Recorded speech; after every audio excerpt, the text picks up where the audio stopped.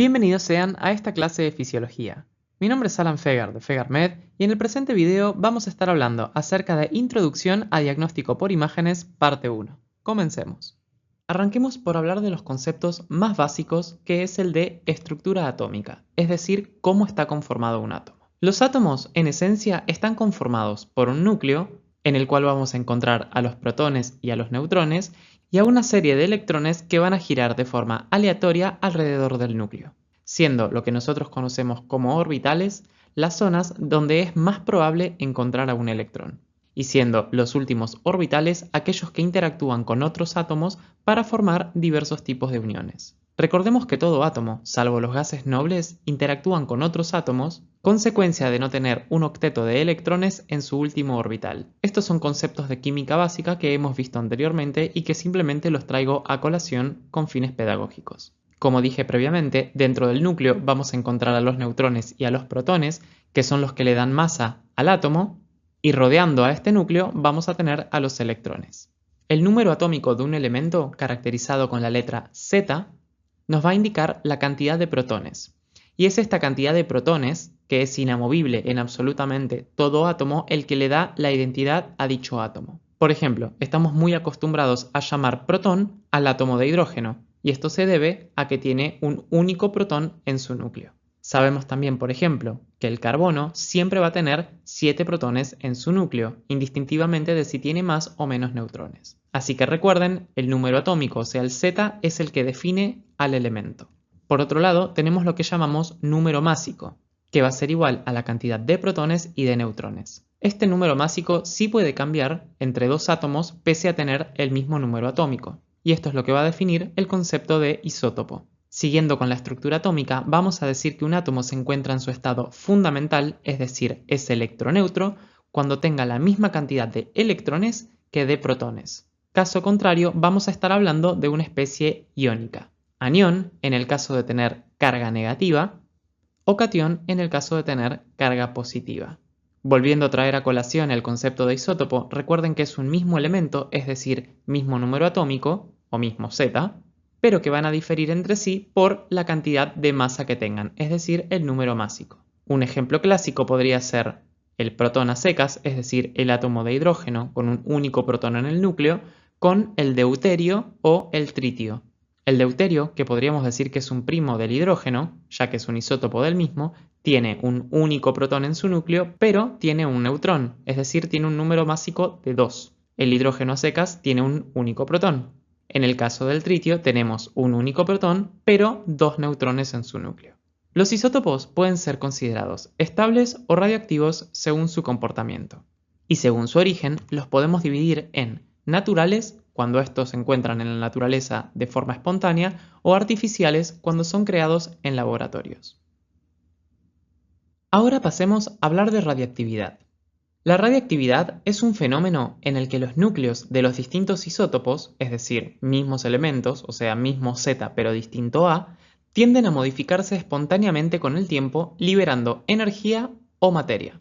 Este proceso en el cual se libera energía o materia se llama desintegración radioactiva y es un proceso que es totalmente azaroso, pero la fracción total que se va desintegrando en unidad de tiempo se va a mantener constante. Por ejemplo, si en una hora se desintegra el 10% de mi núcleo, pasadas las 2 horas se va a desintegrar el 20% de ese núcleo. Es decir, se va manteniendo constante en el tiempo la cantidad de núcleo, es decir, la fracción de núcleo que se va desintegrando. Por otro lado, vamos a definir la actividad de una fuente como el número de desintegraciones nucleares que se van a producir por unidad de tiempo. Esta actividad es proporcional al número de átomos radioactivos presentes, pero no nos dice nada sobre el tipo de radiación emitida que ocurre en cada desintegración. Ya hablaremos en la siguiente diapositiva sobre los diferentes tipos de radiación. Finalmente, para cerrar estos conceptos básicos de radioactividad, tenemos lo que llamamos tiempo medio radioactivo, que es el tiempo que se necesita para que una fuente disminuya su actividad a la mitad. Concepto muy similar a lo que llamamos vida media en farmacología, cosa que verán obviamente más adelante en tercero. Habíamos dicho que un átomo radioactivo era aquel que sufría aquel proceso de desintegración nuclear y que emitía masa o energía.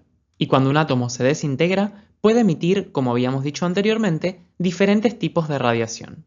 Entre ellas vamos a tener a las llamadas partículas alfa. Son partículas que siempre están cargadas positivamente y están formadas por 2 protones y 2 neutrones. Son partículas que tienen poca penetrancia, es decir, penetran poco en la materia, pero que tienen un gran poder de ionización. Al tener un gran poder de ionización, estos interactúan rápidamente con los electrones del medio, alterando la materia, pero estabilizándose y formándose átomos de helio, obviamente en detrimento de la materia que están ionizando. En la práctica médica, al tener poca penetrancia pero mucho poder de ionización, las hace peligrosas y poco útiles, así que realmente no se usan.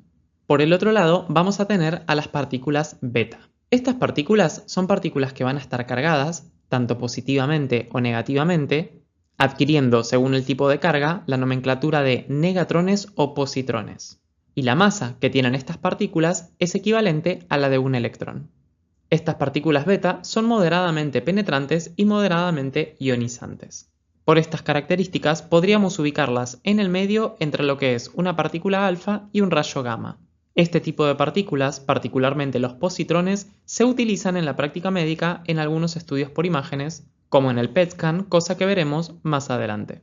El último tipo de radiación es el de rayo gamma. Los rayos gamma son fotones de alta energía capaces de excitar a un átomo. Tienen como característica ser altamente penetrantes pero pobremente ionizantes. Cuando un núcleo es excitado por la absorción de esta energía, como por ejemplo la proveniente de un rayo gamma, pasa a un estado que se conoce como transición isomérica. Y a veces, cuando un núcleo está excitado, en vez de emitir rayos gamma, simplemente se desintegra por un mecanismo alternativo que se conoce como conversión interna.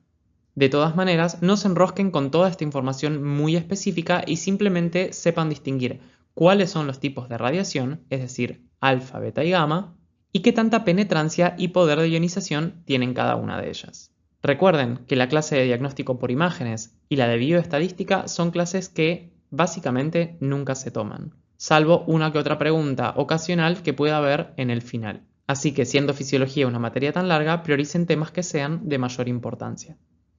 Ya para finalizar con el tema de radioactividad, pasemos a hablar acerca de los distintos conceptos de dosis. Vamos a llamar dosis a la medida de energía que se absorbe por parte de un medio que está expuesto a una X radiación.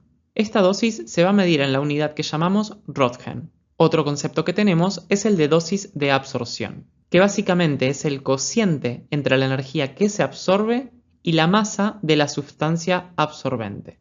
O sea, en criollo es energía absorbida sobre la masa del cuerpo que absorbió esa energía. Y esta se va a medir en rads, cosa que en el Sistema Internacional de Unidades se mide en grays. Para que sepan, un gray es igual a 100 rads. Por último, está el concepto de dosis máxima permisible. La dosis máxima permisible es básicamente una regulación legal que está determinada por la Comisión Internacional de Protección de Radiología y que nos dice cuánto es la cantidad máxima de radiación que puede recibir una persona en contexto laboral por año. Esta dosis, que es acumulativa, equivale a 5 REMS por año en todo el cuerpo y para personal especializado. En líneas generales, para personas que no trabajan con radiación, es de 0,5 REMS por año. Vean la vasta diferencia que existe. De todas maneras, aunque entre 0,5 y 5 REMS por año haya mucha diferencia, tengan en cuenta que entre 0 y 25 REMS hay efectos no detectables inmediatos y que difícilmente van a ser evaluables en el largo plazo.